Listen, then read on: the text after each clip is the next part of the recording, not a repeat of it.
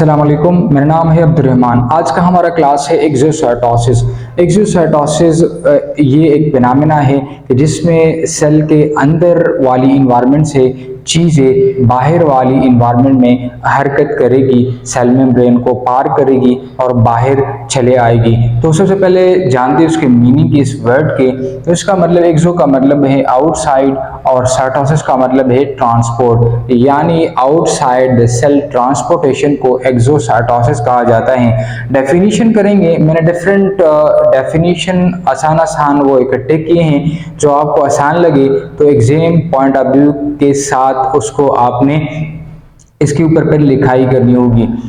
Phenomena in which molecule move outside from the cytoplasm is called exocytosis। ये वो phenomena है जिसमें molecule movement करते हैं आउटसाइड एनवायरनमेंट के, साइटोप्लाज्म से मतलब आउटसाइड एनवायरनमेंट की तरफ ये हरकत करते हैं, या secretion of large molecule by the cell just like waste products or protein is called into exocytosis। ये वो प्रोसेस है जिसमें लार्ज मॉलिक्यूल हरकत करते हैं इंटरनल एनवायरनमेंट से एक्सटर्नल एनवायरनमेंट की तरफ, जैसे वेस्ट प्रोडक्ट की रिमूवल हो गई और साथ में प्रोटीन्स की, या a cellular process in which where cell expels out the material from its interior to the external environment is called exocytosis। ये वो प्रोसेस हैं जिसमें सेल एक्सपेल करेंगे वो तमाम मटीरियल जो कि उसको नीडेड नहीं है, या उसको अगर नीडेड है भी लेकिन उसको बाहर फेंकना चाहता है, तो वो क्या करेगा कि उस तमाम चीज़ों को एक्सपेल करेगा इंटरनल एनवायरनमेंट से एक्सटर्नल एनवायरनमेंट की तरफ। या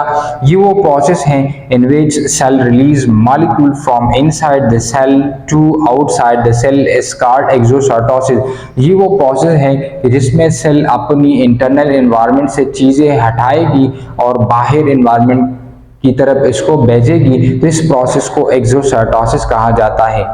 डिस्कस करते हैं उसके हिस्ट्री को। तो ये जो एक्सोसाइटोसिस का टर्म है, it is coined bye D do in 1963। 1963 के अंदर डी डू ने उसको नाम दिया था और उसको पहचान लिया गया था। अब एक्सप्लेनेशन करते हैं, थोड़ा सा एलाबोरेट करते हैं एक्सोसाइटोसिस को। तो it is a form of active transport, यानी कोई भी चीज़ जो कि सेल के अंदर मौजूद है तो सेल उसको बाहर निकालने के लिए क्या इस्तेमाल करेंगे, एनर्जी को इस्तेमाल करेंगे। तो अगर एनर्जी की इस्तेमाल होगी तो it means that it is one of the form of active transport. दूसरी बात यह है कि it is a form of bulk transport. Bulk का मतलब ये है मजमूआ, जमघटा, एक चीज नहीं निकल रही बल्कि बहुत सारी चीजें सेल से बाहर निकल रही हैं, यानी it means that large amount of material are released from internal of the cell to external environment, so it is called bulk transport। तो ये अगर MCQs में आए कि एक्सोसाइटोसिस है बल्क ट्रांसपोर्ट, तो आपने जवाब देना है हाँ बिल्कुल।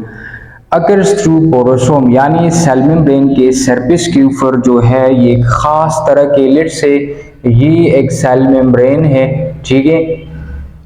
तो इस सेल मेम्ब्रेन के सरफेस के ऊपर कुछ खास इस तरह के जगह मौजूद होते हैं, यानी इसको पोरोसोम कहा जाता है। और इस पोरोसोम को जब भी वेसिकल सेल के अंदर बनेगी जिसके अंदर वो सारी चीज़ें मौजूद होगी जिसने सेल ने इसको बाहर फेंकना है, तो वो आकर यहाँ इस सेल मेम्ब्रेन के साथ अटैच हो जाएगा और इस पोरोसोम के साथ बॉन्डिंग बनाएगा, एक टेम्परेरी बाइंड हो जाएगा और इसके बाद फिर ये सेल मेम्ब्रेन को क्रॉस करके आउटसाइड एनवायरनमेंट में इस वेसिकल को फेंकेगा।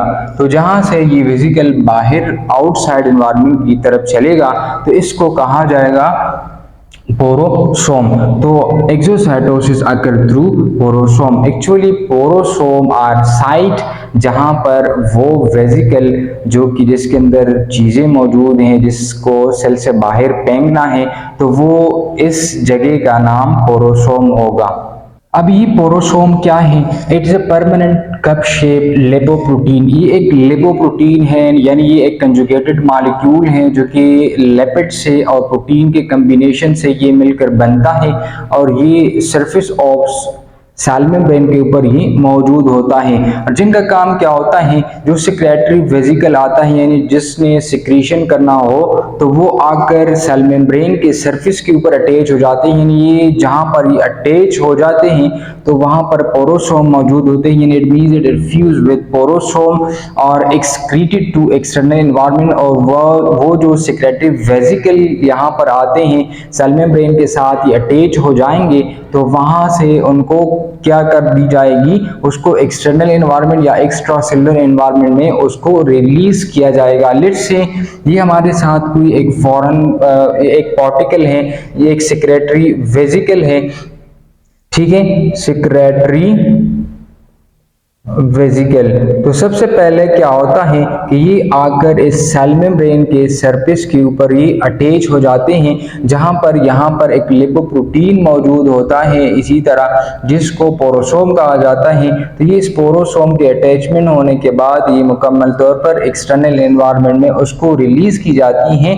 तो इसलिए इसको बल्क ट्रांसपोर्ट कहा जाता है, इसको एक्टिव ट्रांसपोर्ट कहा जाता है, क्योंकि इसको रिलीज करने के लिए सेल अपनी तवानाई को इस्तेमाल करते हैं। अब ये एक नेसेसरी प्रोसेस है एक्सोसाइटोसिस। किस लिए नेसेसरी प्रोसेस है?